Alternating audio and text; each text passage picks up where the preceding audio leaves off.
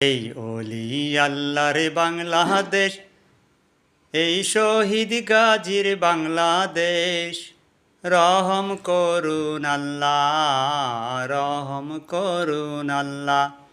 এই ওলি আল্লাহর বাংলাদেশ, এই শহীদ গাজীর বাংলাদেশ। রহম করুন আল্লাহ, রহম করুন আল্লাহ। আল্লাহ তোমার পথে শহীদ যারা, আমরা তাদের বংশধর, আমরা তাদের বংশধর।